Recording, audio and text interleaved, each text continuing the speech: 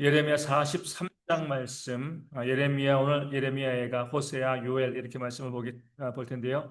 먼저 예레미야 43장 1절 말씀을 함께 볼 수 있도록 하겠습니다. 예레미야 43장 1절 말씀입니다. 우리 구약 성경으로 1121면입니다. 예레미야 43장 1절 제가 말씀을 읽어드리겠습니다. 예레미야가 모든 백성에게 그들의 하나님 여호와의 말씀, 곧 그들의 하나님 여호와께서 자기를 보내사 그들에게 이르신 이 모든 말씀을 말하기를 마치니. 아멘. 오늘은 하나님과 말씀을 전하는 자의 이 관계에 대해서 이 본문 가운데 나와 있습니다. 하나님께서 말씀을 하시는데 그 하나님의 말씀을 누가 증거하는 거죠? 이 예레미야가 백성들에게 선포하고 있는 겁니다.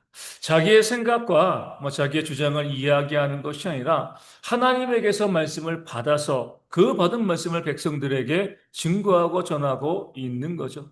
그럴 때에 우리는 이 전하는 말씀 가운데 하나님의 말씀이 있을 때 그 말씀을 듣고 순종하는 그런 모습이 우리 가운데 있어야 할 줄로 믿습니다. 우리가 지혜가 있다는 것은요, 저것이 하나님의 말씀인가 아니면 사람의 이야기인가 분별할 수 있는 지혜가 우리 가운데 있어야 됩니다. 사람들이 하는 말은요, 안 들어도 상관이 없습니다.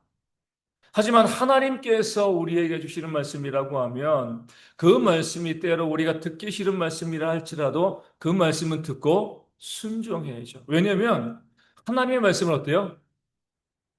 살았고 운동력이 있다고 그랬습니다. 좌우의 날이 선 어떤 검보다도 예리하다 그랬습니다. 혼과 영과 관절과 골수를 찔러 쪼개기까지 하는 그런 하나님의 말씀이죠. 그 말씀이 죽어있는 말씀이라고 하면 세상에 얼마나 많은 책들이 있습니까? 그 안에 들어있는 이야기들은 공자의 이야기도 있고 철학자들의 이야기도 있고요. 많은 사람들의 그 말들이 있지만 그 말들은요. 죽을 수밖에 없는 사람이 하는 말이기 때문에 죽은 말이에요. 야, 정말 멋지다. 이렇게 생각되어지는 말이라 할지라도 사람의 말은요, 생명력이 없습니다. 효력이 없는 거예요. 그냥 멋있는 거예요. 하지만 하나님의 말씀은요, 살아계신 하나님의 말씀 그 자체이기 때문에 그 말씀에는 뭐가 있어요? 능력이 있습니다. 네, 그 능력은요, 이 양극단에 있는 거죠. 복과 저주인 거죠. 둘 중에 하나인 겁니다. 하나님의 말씀대로 말씀을 듣고 순종하면 하나님께 복을 받고요.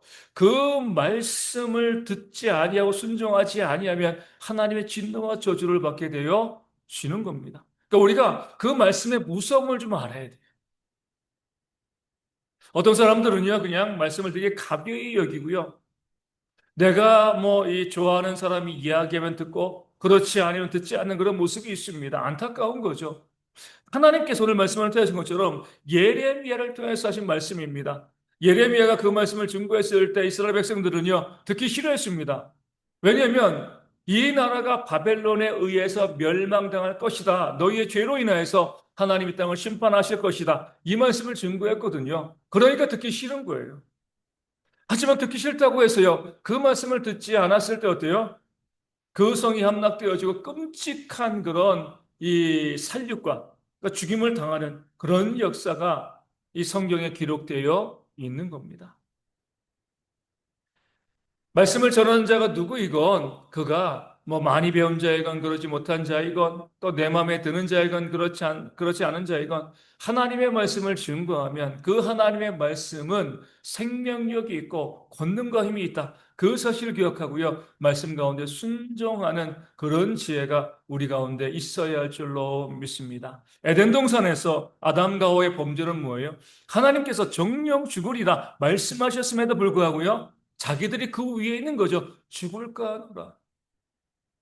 그러니까 사단이 결코 죽지 아니할 것이다. 말씀을 완전히 뒤집어 엎어 버리는 거죠. 하나님의 말씀 밑에 내가 있어야 되는데 내가 하나님의 말씀의 해석자가 되었어요. 그 말씀 위에 있으니까요. 그것이 범죄함이 되어지고 불순종이 되어지고 또 죽음과 하나님의 진노의 그런 모습이 되어지는 겁니다.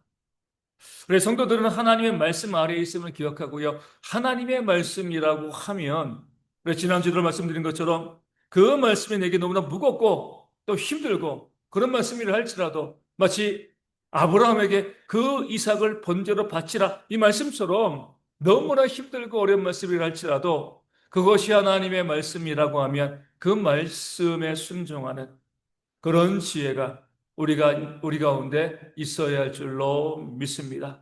그래서 우리가 말씀을 증거하는 자가 증거하는 그 말씀 속에 하나님의 말씀은 우리가 늘 새겨 듣고요. 그 말씀대로 살아가는 그런 지혜를 우리가 가져야 할 줄로 믿습니다. 44장 10절 말씀 보겠습니다. 예레미야 44장 10절입니다. 그들이 오늘까지 겸손하지 아니하며 두려워하지도 아니하고 내가 너희와 너희 조상들 앞에 세운 나의 율법과 나의 법규를 지켜 행하지 아니하느니라. 아멘. 겸손하지 않는다. 겸손하지 않는다. 교만하다는 거죠. 교만은 패망의 선봉인데 무엇이 겸손하지 않은 것인가? 뭐예요? 말씀 앞에 두려워하지 않는다. 하나님 말씀하시는데 그 말씀을요, 그냥 가벼이 여기는 겁니다. 그래서 그 가벼이 여기니까 어때요? 말씀에 순종하지 않는 거죠. 내가 말씀에 순종하지 않는 이유는요, 말씀을 두려워하지 않기 때문이고요. 내가 교만하기 때문입니다. 자, 순종하지 않는 것이 바로 교만이고, 그 교만으로 우리가 하나님의 진노와 심판을 받게 되어 지는 겁니다. 하나님께서 우리 가운데 말씀하실 때에 그 말씀 앞에 두려움으로 떠는 경외하는 모습이 우리 가운데 있어야 하고요. 그 경외함은 내가 정말 하나님을 경외합니다. 하나님을 경외함이 지혜의 근본이라고 이야기했잖아요. 이 잠언에. 그 경외함은요, 하나님의 말씀에 순종하는 것. 그러니까 말씀에 순종하는 것이 바로 지혜의 근본입니다. 말씀 자체가 지혜니까요. 그 말씀에 순종하는 것이 그 지혜로운 삶이 되어 지는 겁니다. 그런 지혜로 우리가 또 겸손으로 하나님의 은혜를 받아 누리는 그런 우리가 되어지기를 소망합니다. 48장 10절입니다. 예레미야 48장 10절입니다.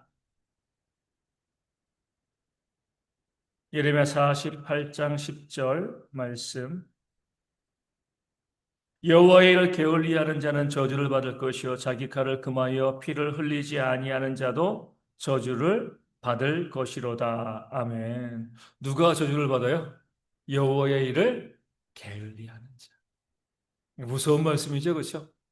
하나님께서 우리 가운데 달란트를 주시고요. 우리 가운데 맡기신 사명이 있습니다.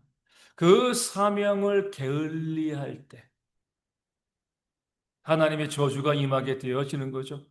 이 말씀을 배경으로 주어진 비유의 말씀이 달란트의 비유잖아요. 그렇죠?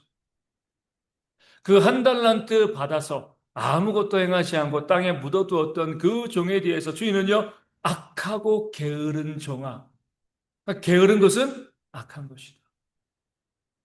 바깥 어두운 데서 슬피 울며 이를 갈미 있으리라.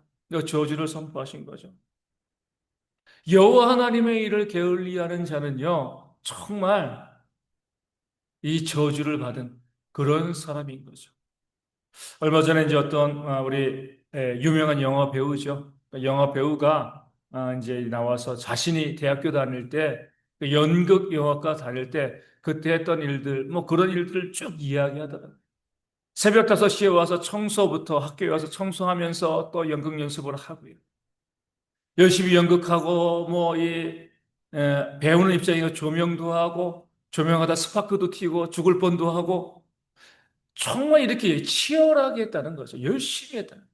그렇게 열심히 했기 때문에 뭐예요? 남들이 인정하는 그런 유명한 배우가 되어지는 거죠. 우리가 봤을 때는 뭐 잘생겼으니까 능력 있으니까 뭐 그렇겠지라고 하지만 그 밑바닥에서부터 정말 열심히 했을 때 그것이 그 사람을 만들어 간 거죠. 세상 일에도 이렇게 열심을 내요. 돈 버는 사람들은 얼마나 열심히 냅니까? 밤잠 안 자고요. 정말 그 돈 벌기 위해서요. 자신의 모든 뭐 영역을 갈아 넣잖아요. 그죠? 하물며 하나님의 일을 맡은 자들, 하나님께 사명을 받고요. 달란트를 받은 자들이 게으르다. 저주를 받게 되어진다라고 말씀이 우리 가운데 알려주고 있는 겁니다. 우리는요, 게을러서는 안 돼요. 하나님의 그 일들을 위해서 최선을 다하고 열심을 내서 헌신하고 수고하는 그 죽도록 충성하는 거죠. 그런 모습이 있을 때 그런 우리 가운데 하나님께서 능력과 은혜를 부어 주시는 겁니다. 내가 마땅히 감당해야 될 일인데 게으르게 그냥 놔두고요. 아무것도 행하지 아니하는 그런 이 죄악된 모습 가운데 머무르지 않고요. 정말 충성하고 헌신하는 그런 모습이 우리 가운데 있기를 소망합니다. 우리 50장 36절입니다. 예레미야 50장 36절.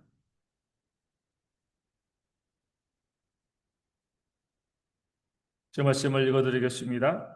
칼이 자랑하는 자의 위에 떨어지리니 그들이 어리석게 될 것이며 칼이 용사의 위에 떨어지리니 그들이 놀랄 것이며 아멘. 칼이 어디에 떨어진다고요? 자랑하는 자의 위에 떨어진다고 했어요.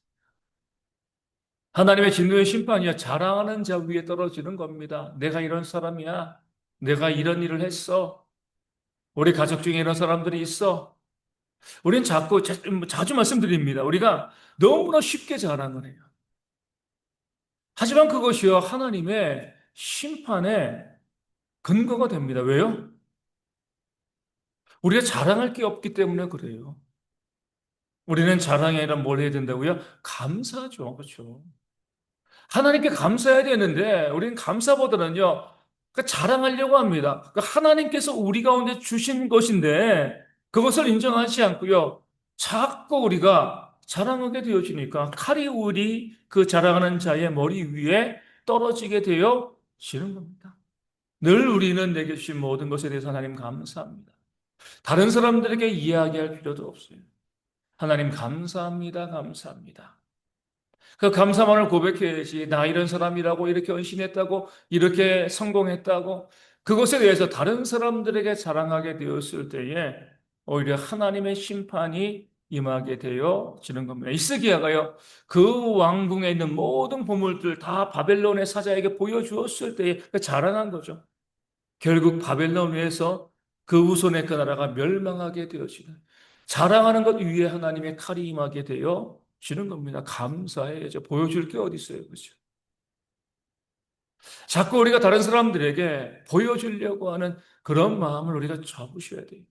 왜냐하면 그렇게 보여주게 되었을 때 다 하나님이 가지고 가시기 때문에 그래요. 자랑하지 말고요. 감사하는 그런 신앙과 주의가 우리 가운데 있어야 할 줄로 믿습니다. 우리 예레미야 애가 이제 다음에 3장 26절입니다.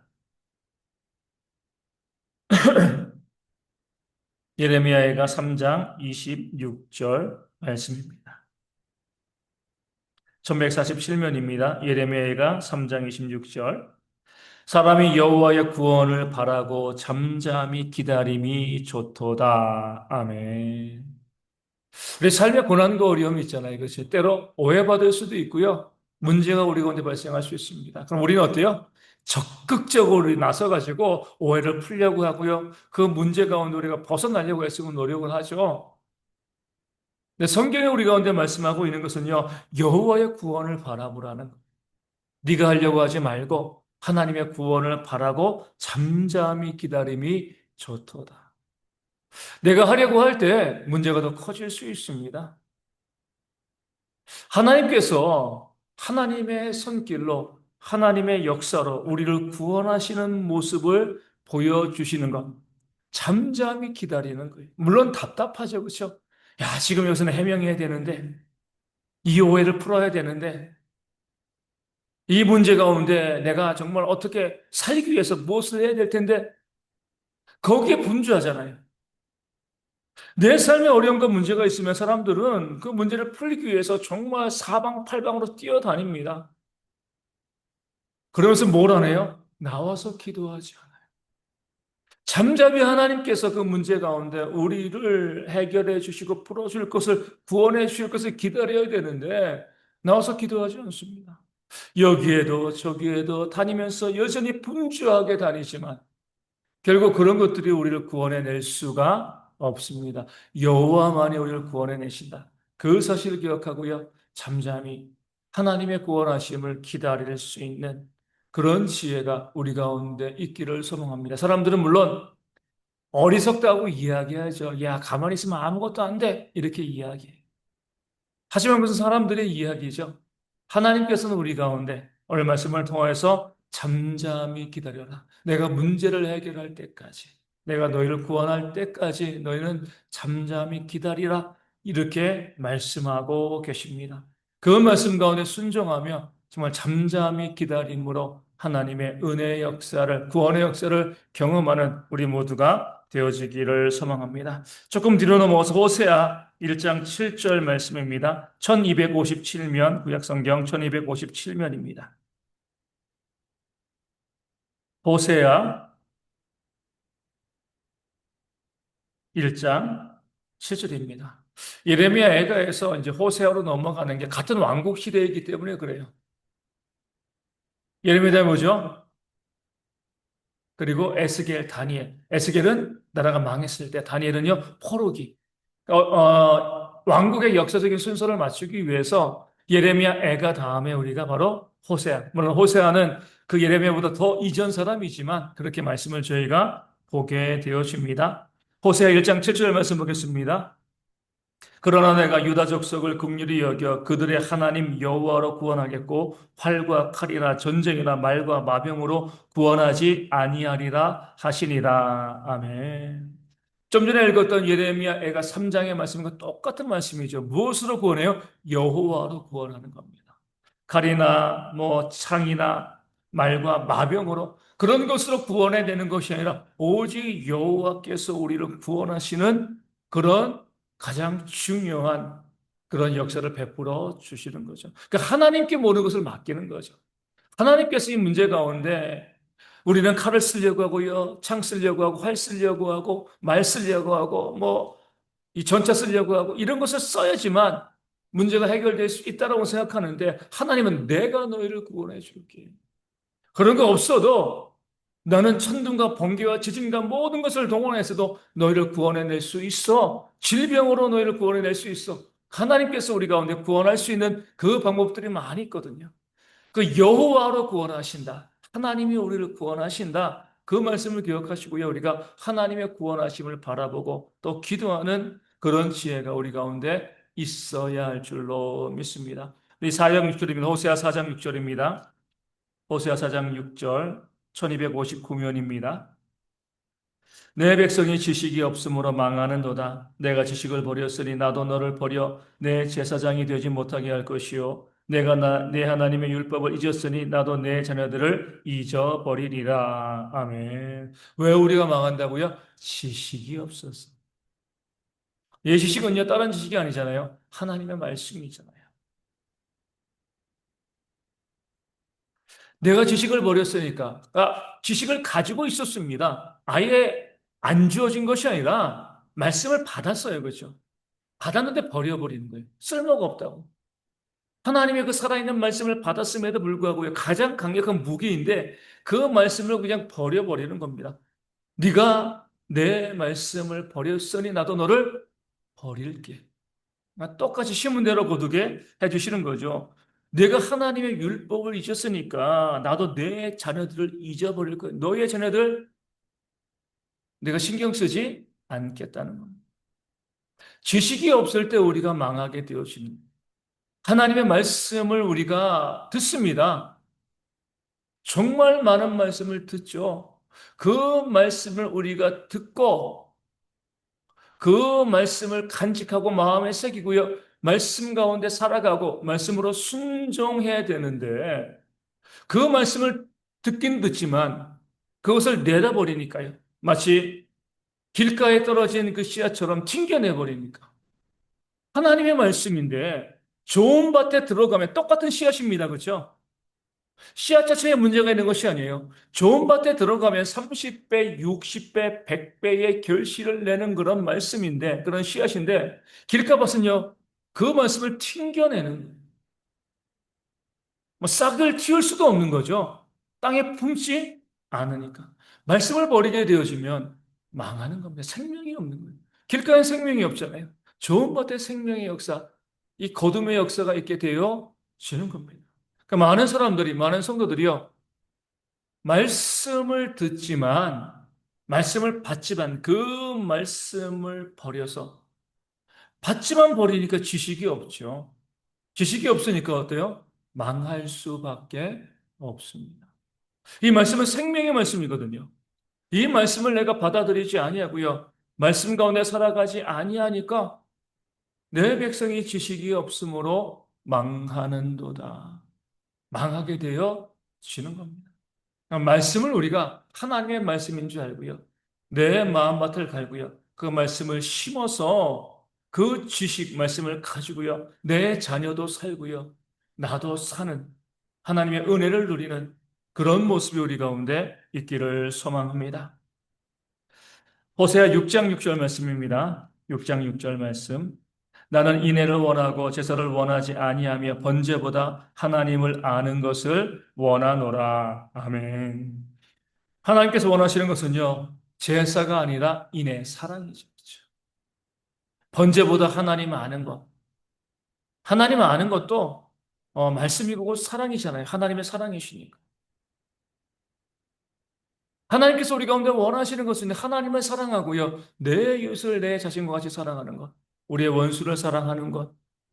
근데 사람들은 인애보다 제사를, 번제를 더 좋아한다? 더 귀하게 여긴다? 어떻게 보면 그렇게 하는 것은요, 그런 모습을 보이는 것은 제사와 번제가 쉽기 때문에 그래요. 예배 드리는 게 쉬워요? 원수를 사랑하는 게 쉬워요? 예배 드리는 게 쉽죠. 남을 사랑하는 것, 원수를 사랑하는 건 정말 어렵습니다. 그러니까 우리는 예배하는 것을 가지고 제사와 번제를 드리는 것을 가지고 내가 신앙생활 다 했다, 잘한다 착각합니다. 네, 하나님께서는요, 나는 제사보다 인애를 더 원한다. 번제보다 하나님을 아는 그 지식을 더 원한다. 말씀하고 있는 겁니다. 예수님께서 그 중풍병자를 보시고요, 먼저 이렇게 말씀하셨습니다. 내 죄의 사함을 받았다. 그러니까 듣는 유대인들이 화가 난 거죠. 하나님 이외에 누가 죄를 사할 수 있는가? 참남하다. 주님께서 이렇게 말씀하십니다. 이 사람에게 죄의 사함을 받았다라고 말하는 것과 일어나 걸어라 이렇게 말하는 것, 둘 중에 어떤 것이 어렵겠는가? 무엇이 어려워요? 죄의 사함을 받았다. 이것이 어렵죠, 그렇죠? 이제 쉬운 거죠. 누구나 할 수 있는 말이잖아요. 그 중풍병자에게 일어나 걸어라. 아무나 할 수 있는 말이 아닙니다. 그러니까 주님께서는요, 죄의 사함을 받았다 먼저 말씀하시고, 일어나 걸어라 말씀하심을 통하여서 죄의 사함을 받았다 그 말을 할 자격이 있다는 것을 보여주신 겁니다. 더 어려운 것을 할 때 쉬운 것을 할 수 있는 거죠. 마찬가지로 말씀에 순종하고요, 사랑하는 삶을 살아가는 자들은 예배할 수 있습니다. 그런 사람들이 왜 하나님께 번제와 제사를 드리지 않겠습니까? 그런데 번제와 제사만 드리는 사람들은요, 말씀에 순종하지 못하죠. 사랑하지 못하죠. 그러기에 하나님께서 나는 제사보다 인애를 원한다. 그러니까 제사를 멸시하는 게 아니에요. 그렇게 인애, 사랑이 있는 사람들은 제사할 수밖에 없습니다. 하지만 제사하는 사람들에게 반드시 사랑의 모습이 보여지는 것은 아니죠. 그렇기 때문에 하나님은 인애를 더 원하시는 거예요. 우리 믿는 자들이요, 예배의 행위와 또 이 종교적인 행위들, 이런 것들 가운데 우리가 열심을 내기 이전에 말씀을 알고 말씀 가운데 순종하고 하나님을 사랑하고요, 내 이웃을 사랑하는 그런 삶을 먼저 회복해 나가는 그런 우리 모두가 되어지기를 소망합니다. 호세아 7장 10절 말씀 보겠습니다. 호세아 7장 10절입니다.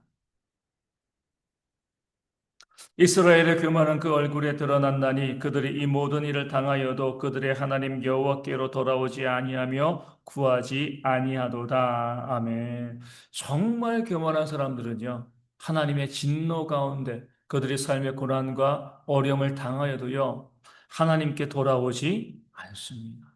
기도하러 나오지 않아요. 구하지 않는 겁니다.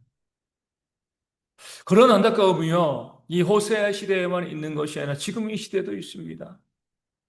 하나님께서 우리를 돌이키기 위해서 우리 가운데 어때요? 진노하시고요, 우리를 채찍질하시고 우리 가운데 징계를 주실 때가 있습니다. 그럼 뭐 해야 되는 거예요? 우리가 돌아와야죠. 내 죄를 깨달아 알고 돌아와야 되는데 그렇게 맞으면서도요, 여전히 죄악 가운데 머물러 있습니다. 소망이 없는 거예요. 탕자는 돌아왔잖아요. 내가 하늘과 내 아버지에게 죄를 범하였도다 회개하고요. 아버지에게로 돌아왔을 때 그 아버지가 그를 다시 받아주었습니다. 우리의 삶에 그것이 어떤 문제이건 어떤 어려움이건 회복의 길은요, 하나님께로 돌아가는 겁니다. 부르짖는 거예요. 그런데 우리가 내 삶의 고난과 어려움, 또 육신의 질병도 있고요. 여러 가지 문제들이 계속 내 삶에 발생하고 있는데 하나님께서 우리 가운데 진노하시고요. 또 형벌을 우리 가운데 쏟아 부으심에도 불구하고요. 여전히 죄악된 길에서 돌이키지 않고요. 그 길을 고집하는 사람들이 있습니다. 이것을 성경은 교만이다. 그러기에 교만은 패망의 선봉이 되어 지는 겁니다. 하나님께서 우리 가운데 우리를 돌이키기 위해서 어려움과 고난으로 우리를 치실 때 깨달아 하셔야 돼요. 우리 삶에 있는 그런 모든 고난과 어려움들을 그냥 우연이지 뭐 남들 다 그런데 이렇게 생각하시면 안 됩니다. 구원받지 않은 세상에는요 우연처럼 보이는 일들이 있고요. 그들 가운데는 죄를 지어도 편히 잘 사는 사람도 있어도 정말 택함을 받은 사람들은 그들이 잘못된 삶을 살아갈 때 하나님께서 징계하시는 거죠. 하나님의 자녀이기 때문에. 그럴 때 우리가 내가 무엇에서부터 잘못되었는가? 내 안에 있는 죄가 무엇인가 깨달아 알고요. 온전히 회개하고요. 하나님께 돌아오고 하나님께 기도하는 그런 모습이 우리 가운데 있어야 할 줄로 믿습니다. 많은 분들이 이야기하죠. 많은 분들이 또 부탁을 해요. 목사님 너무 힘들고 너무나 어렵습니다. 기도해달라는 거죠. 근데 정작 본인들은요. 기도하러 나오지 않습니다. 그것을 성경은요, 교만이라고. 기어서라도 나와서 기도해야 됩니다. 하나님의 은혜를, 긍휼을 구해야죠. 그럴 때 하나님께서 우리를 인도하시고 회복하시고 지켜 주시는 겁니다. 우리 13장 9절 말씀 보겠습니다. 호세아 13장 9절입니다. 이스라엘아, 내가 패망하였나니 이는 너를 도와주는 나를 대적함이니라. 아멘. 얼마나 이스라엘이 어리석은가. 누구를 대적해? 자기를 도와주는 하나님. 아군과 적군을요, 피하를 구별하지 못하는 거예요. 나를 도와주는 자를 대적하는 겁니다. 정말 저 사람이 어떤 사람인가 우리가 아셔야 되는 거예요. 그렇죠? 하나님에 대해서도 왜 하나님께서 우리 가운데 이런 말씀을 명령하시고 말씀에 순종을 원하시는가? 왜요? 우리를 도와주기 위해서. 우리를 위해서 그 말씀을 주시는 거잖아요. 그런데 그 말씀을 우리가 버리고요 지키지 아니하면 우리를 도와주시는 그런 하나님을 대적하는 겁니다. 우리 가정도 그러고요. 우리 교회도 그러고 이 나라도 마찬가지입니다. 모든 공동체와 사람들과의 관계가 마찬가지예요. 어리석은 사람들이 있어요. 나를 도와주는 사람을 대적해요.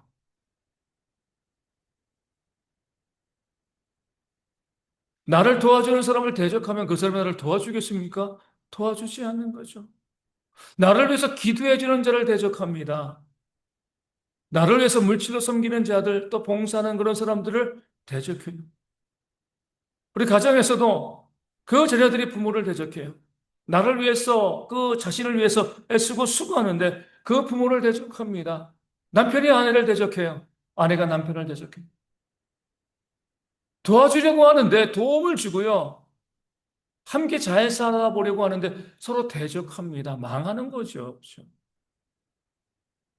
나와 내 이웃과의 관계를 통해서 우리는요, 그 사람이 나에게 어떠한 자인가, 나를 도와주는 자인가, 아닌가 살피는 지혜가 우리 가운데 있어야 합니다. 그 지혜 가운데 나를 도와주는 자, 그들을 정말 잘 섬기고 감사할 줄 아는 그런 지혜가 우리 가운데 있어야 할 줄로 믿습니다. 우리 요엘서 말씀 보겠습니다. 호세아 다음에 요엘입니다. 요엘서 2장 12절 말씀 1271면입니다. 요엘서 2장 12절 말씀입니다.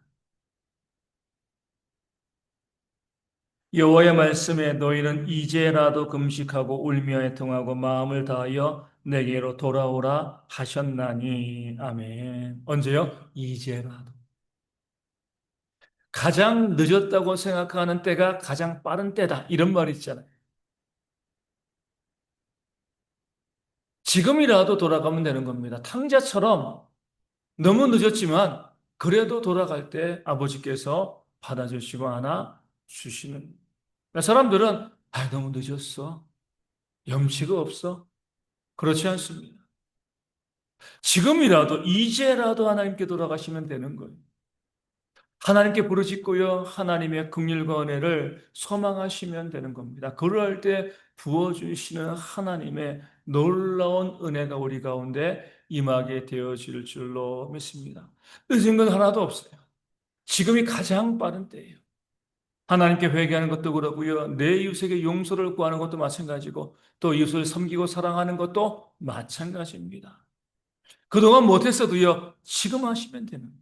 이제라도 우리가 실천하게 되었을 때 우리 하나님이 부어주시는 그런 은혜와 복이 우리 가운데 회복의 역사가 임하게 되어질 줄로 믿습니다. 마지막으로 3장 19절 말씀 보겠습니다. 위에서 3장 19절입니다. 그러나 애굽은 황무지가 되겠고 에돔은 황무한 들이 되리니 이는 그들이 유다 자손에게 포악을 행하여 무죄한 피를 그 땅에서 흘렸음이니라. 아멘. 애굽과 에돔이 심판을 받는 이유는요, 무죄한 피를 흘렸기 때문에 그래요. 죄 있는 자를 심판하시는 것 하나님의 심판이겠지만 죄가 없는 자에게 칼을 휘두르게 되어지면 당연히 그 심은 대로 거두게 되어지니까 내가 죄 없는 자, 무죄한 자의 피를 흘린 죄가 내게 있기 때문에 그 죄에 대한 벌을 받게 되어 지는 겁니다. 중요한 건 뭐냐면요, 우리는 그 사람이 무죄한지 아닌지 거의 알 수가 없다는 거예요.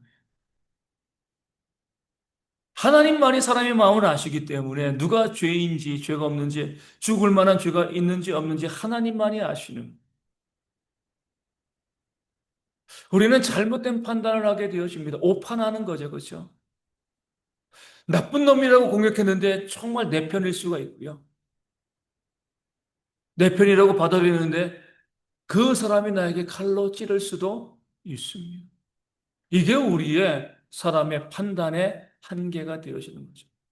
그렇기 때문에 우리들은요, 무죄한 피를 흘리지 않는 유일한 방법은 무엇이냐면 그 어떤 사람의 피도 흘리지 않는 거예요. 내가 재판관이나 심판자가 되지 않으면 됩니다. 그렇게 하지 않고요. 내가 심판자가 되어서 칼을 막 휘두르게 되어지면 그 가운데 무죄한 자가 있게 되어지는 거죠. 그로 해서 내가 망하게 되어지는 거예요. 이 땅 가운데 살아가면서 우리가 다른 사람들과의 관계 속에서 함부로 다른 사람을 정죄하고 비난하고 공격하면 안 되는 이유가 여기 있습니다.